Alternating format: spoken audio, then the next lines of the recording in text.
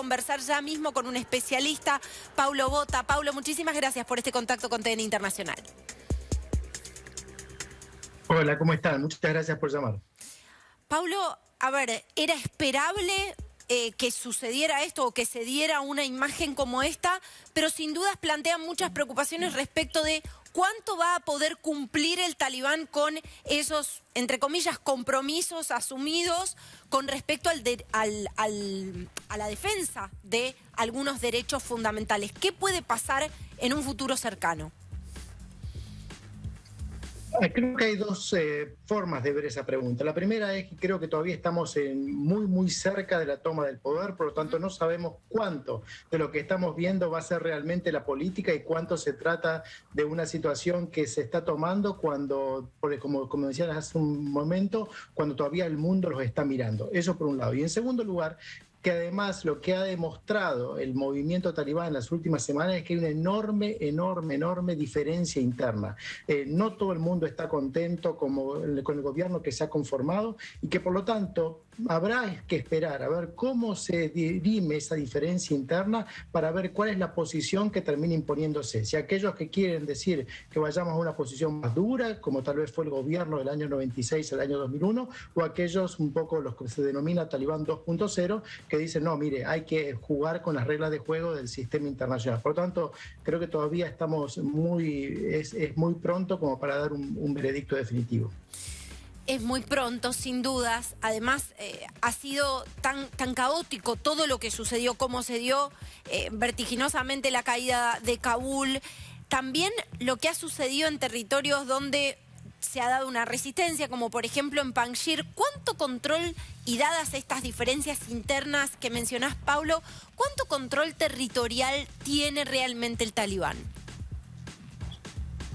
Si hacemos caso a lo que nos dicen aquellos que medianamente están en el terreno, hoy tienen un control, por no decir total, digamos que casi total de Afganistán. Incluso una posición que es mucho mejor a la que tenían entre el año 96 y el año 2001, cuando nunca pudieron tener un control territorial de todo Afganistán. Hoy, a excepción de Panjshir, que probablemente queden algunos focos, pero no significativos, digamos, no hay una oposición militar armada hoy en el lugar, ¿no? Y además porque creo que desde el punto de vista militar aprendieron la lección del año 96, entre el año 96 y el año 2001, y hoy en día los talibanes han logrado ocupar todas las fronteras del país. Piensen que en esos años nunca pudieron controlar el territorio del país porque zonas fronterizas que permitían el ingreso y la llegada de apoyo desde el exterior estaban controladas por fuerzas opositoras. Entonces, hoy militarmente no parece haber una posición significativa. Eso de ninguna manera puede decirnos que no puede aparecer en el futuro, por cierto. Sí, por supuesto, te quiero hacer 1000 preguntas, ¿no? Como por ejemplo, ¿qué pasa con ISIS-K? ¿Cuál es su presencia real y el peso específico real que tiene en algunos territorios de Afganistán? ¿Y cuán grande puede ser esta amenaza? Pero primero, Paulo, quiero que repasemos las declaraciones del secretario general de las Naciones Unidas, Antonio Guterres, que dijo: es una fantasía que la ONU pueda solucionar los problemas que no se solucionaron en décadas con aportes millonarios. Paulo, ¿interpretás esto como de alguna manera una suerte de toalla que empieza a arrojar la comunidad internacional o que empieza a rendirse frente a un conflicto que no ha encontrado resolución por múltiples vías, por la vía de la intervención militar, por la vía diplomática? Yo creo que esa declaración, que podríamos denominarla en forma coloquial nosotros, es un sincericidio. Claro. Por otra parte, nadie espera realmente que Naciones Unidas solucione el problema. No estuvo nunca en la agenda realmente. Naciones Unidas llevaba adelante una operación, pero en el medio de las otras operaciones que lleva adelante la OTAN, más la que lleva adelante la Unión Europea y algunas acciones individuales de algunos países europeos. Por lo tanto, creo que nadie le está pidiendo a Naciones Unidas en este preciso momento que lo haga, pero la respuesta del secretario general indica una realidad. Naciones Unidas no puede hacerse cargo de eso. Sí, muchas veces cuando se habla de, bueno, sale un comunicado del Consejo de Seguridad o reunión de urgencia del Consejo de Seguridad, realmente lo que terminamos preguntándonos, y esto por supuesto es entendiendo que los organismos multilaterales cumplen un rol importante, es ¿cuánto realmente puede impactar en la realidad de los ciudadanos de Afganistán que pueden estar viendo algunos de sus derechos fundamentales vulnerados? ¿Cuánto realmente puede impactar un organismo de estas características? Lamentablemente poco, muy poco. Esa es la realidad. Por eso, en realidad, antes que esperar el apoyo de organizaciones internacionales que tienen su propia burocracia, sus propios intereses, creo que la solución va a pasar por algunos países que puedan tener mayor capacidad de influir directamente en los talibán, generar algún tipo de ayuda concreta en algunos ámbitos específicos de la sociedad afgana, antes que en soluciones macro de organizaciones internacionales. Cuando hablas de algunos países, ¿qué países entrarían en este juego de alguna manera de empujar o darle algún tipo de estímulo al talibán para que cumpla con esos compromisos? Creo que en las últimas semanas hemos visto particularmente tres. Por un lado, la República Popular de China diciendo que está dispuesta a avanzar desde el punto de vista financiero con algún tipo de ayuda.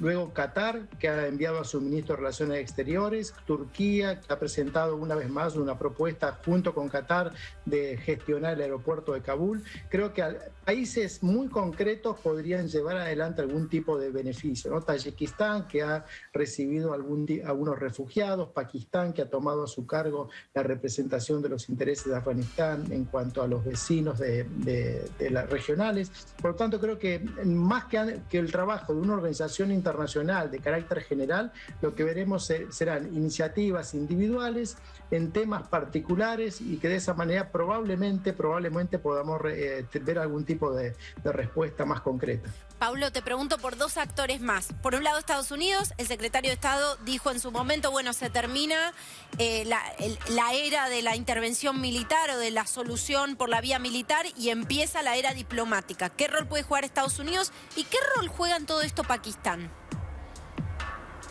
En cuanto a Estados Unidos, yo creo que más allá de esto que ha tenido mucha atención mediática, que es la retirada militar, debemos recordar que estuvieron sentados durante más de un año talibanes y norteamericanos negociando. Por lo tanto, tiendo a pensar que hay puentes construidos, que hay vínculos que pueden facilitar, llegado el caso, algún tipo de encuentro. Y recuerden que en los momentos previos, caóticos, cuando se estaba terminando la retirada, el director de la CIA se entrevistó también con los representantes talibán. Por lo tanto, Estados Unidos creo que por lo menos tiene algunos puentes construidos para seguir avanzando. Y en cuanto a Pakistán es el Estado que ha sido el gran apoyo de los talibán en los años 90 y que ahora ha de nuevo tomado un papel central desde el punto de vista diplomático. Su ministro de Asuntos Exteriores ha visitado todos los países de la región y probablemente en muchos ámbitos habrá que sentar directamente a la mesa también a Pakistán en todo lo que tenga que ver con Afganistán.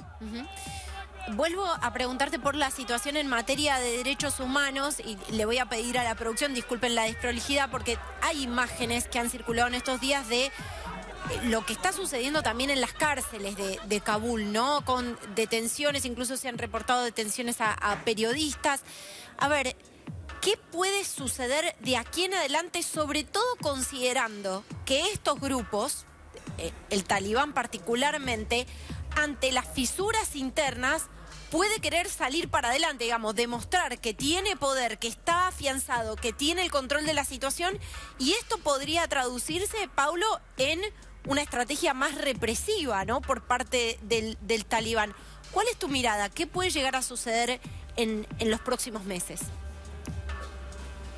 Yo creo que podríamos verlo de la siguiente manera. Los talibán son un grupo que ha estado combatiendo antes que gestionando y que ha llegado a controlar ahora una parte importante, si no todo el territorio de Afganistán, porque el gobierno afgano ha desaparecido. Por lo tanto, es un grupo que tiene mucho más experiencia en combatir que en gestionar, en una situación que es, digamos, la tormenta perfecta, ¿no? Porque ahora lo que necesita la población es gestión, es solucionar los problemas más inmediatos. Y por lo tanto, creo que ahí habrá que ver si realmente pueden establecer una especie de control unificado y en ese sentido establecer un orden que seguramente, como indicabas, puede ser más duro en estos momentos antes que otra cosa. cosa.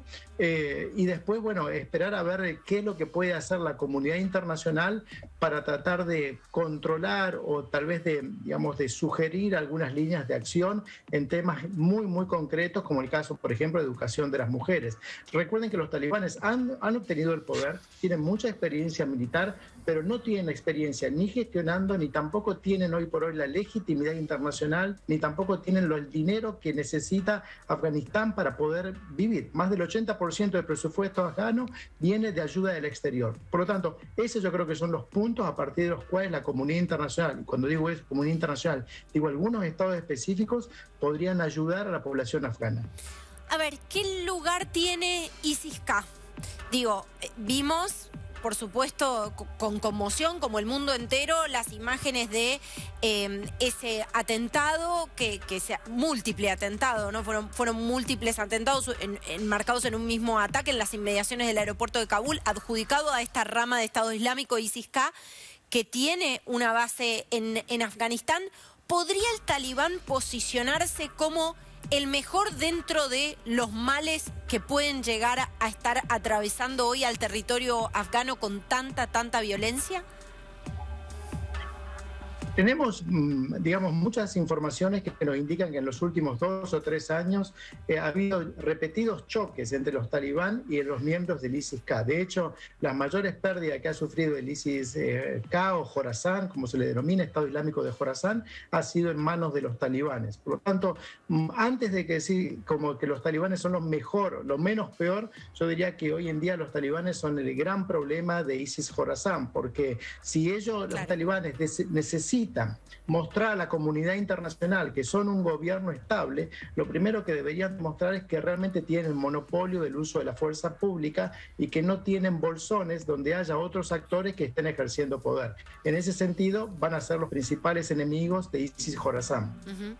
El horizonte es terrible, ¿no? Porque todas las alternativas del talibán y ISIS-K son tremendas, con antecedentes realmente muy brutales, de mucha violencia. Paulo Botta, muchísimas gracias por este contacto con nosotros.